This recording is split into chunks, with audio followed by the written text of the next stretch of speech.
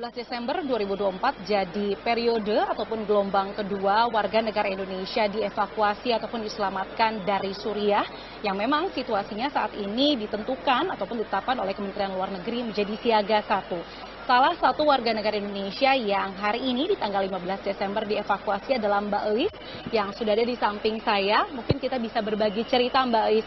Mbak Elis mungkin boleh cerita dulu sudah berapa lama sebenarnya kerja di Suriah, kemudian mungkin nanti boleh cerita situasi terakhir di sana seperti apa sih Mbak Elis? Situasi di Suriah lagi memanas, sedang memanas-manasnya. Bahkan bom tembakan lagi gentar-gentarnya. Malam juga nggak bisa tidur ya, karena takut tiba-tiba ada bom gitu. Bahkan kalau tidur juga nggak tenang, makan nggak tenang karena ketakutan ya. Kalau orang Suriah kan udah biasa dengar bom, katanya itu mah udah biasa. Kalau namanya orang negara kunjungan ke negara orang itu ya pasti takut ya. Ya itulah. Sekarang lagi memanas, bahkan di pinggir depan rumah kena bom mobil, 2, di pinggirnya juga 2. Terus rumah kena juga. Pernah kontak dekat dengan misalnya jarak sangat dekat dengan bom atau mungkin penembakan sejenis itu Mbak? Ini depan rumah, ini videonya ntar ditulis. Depan rumah, depan dapur itu meledak di bom. Itu kan 6 bulan ya Mbak. Apakah di hari pertama atau minggu pertama Mbak Elis ke sana memang situasi sudah sedemikian rupa? Aman aja. Udah ada kabar sih katanya mau perang ketiga, udah mau perang ketiga. Bahkan dari PMI, dari BP2MI juga udah dikasih tahu ke saya.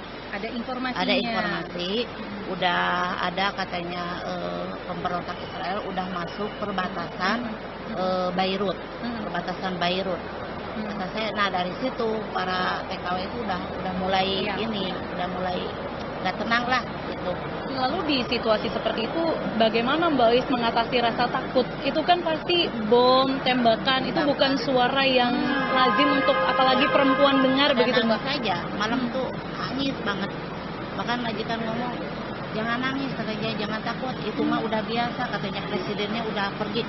Kata siapa nggak nangis, orang berjedur-jedur rumah aja sampai gemetaran kayak gempa, ya takut lah, otomatis takut juga, bahkan hati itu nggak tenang. Terus dari Indonesia anak saudara terus udah gimana gitu ya, kirim kabar takut. Nah kejadian yang sangat panas pemberontak udah masuk ya, itu daerah Sam itu udah dikepung. Nah di situ saya udah nggak tenang banget itu. Udah nggak tenang banget. Itu udah masuk semua, udah dikepung, udah nggak bisa kemana-mana. Mulai perang nembak dari jam 3. Jam 3 sampai sore. Itu nggak berhenti tembakan, beleduk itu udah kayak apa? Udah kayak petasan.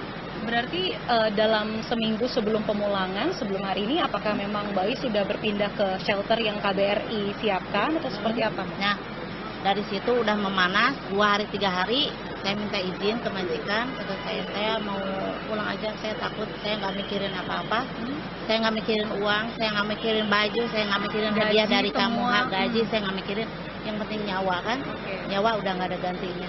Nah saya kontak teman-teman, kamu ngomong ke majikan, udah langsung kita keluar dari Suriah. Nah, alhamdulillah teman-teman yang kepada takut ya, yang takut mah enggak, dia masih diem aja. Nah, saya diiniin, apa sih dikasih tahu, beginilah pelan-pelan supaya dia berani gitu. Untuk bicara ke majikan. Untuk bicara ke majikan, supaya dia berani lah, jangan diem aja gitu. Hidup di negeri orang itu harus berani. Kamu aja dari Indonesia datang ke Dubai ke Suriah berani kan? Masa dari sini kamu nggak berani? Tinggal ngomong aja ke majikan. Taruhannya nyawa ya. Taruhannya nyawa ya kan? Kata saya, kamu mau mati konyol di sini? Ya enggak, katanya Bu, saya enggak. Ya udah, ayo. Akhirnya diperbolehkan oleh majikan. Akhirnya diperbolehkan, bahkan dianterin ke KBRI Damaskus. Ya alhamdulillah dari situ. Ya kalau majikan yang sadar, kalau yang nggak sadar ya belum. Ini kan baru saja sampai, saya belum sempat menanyakan kabar Mbak Elis sebenarnya. Semuanya sehat walafiat dari segi apapun? Sehat, bahkan di KBRI itu saya yang ini deh sama anak-anak semua gitu ya. Di Dubai, di Suriah itu saya yang nangani. Kalau dibilang saya itu pengawas mereka lah gitu. Kalau nggak ada saya mereka kasihan, apalagi yang baru ya. Di tengah situasi yang juga mungkin Mbak Is juga agak terguncang dan takut ya. Takut juga. Bahkan saya bukan cuma sama pekerja Indonesia doang, sama Uganda, sama orang hitam juga. Saya ngasih nasihat, kamu ngomong ke majikan, langsung pulang ke KBRI, sama orang Filipina juga. Gak apa-apa, KBRI Indonesia dulu, nanti dari Indonesia dipulangkan ke embassy kamu, gitu. Ya alhamdulillah lah gitu. Setelah ini berarti Mbak Is langsung kembali ke rumah ke Bogor, Cianjur? Saya bingung, Bogor, Cianjur, dan soalnya banyak sih.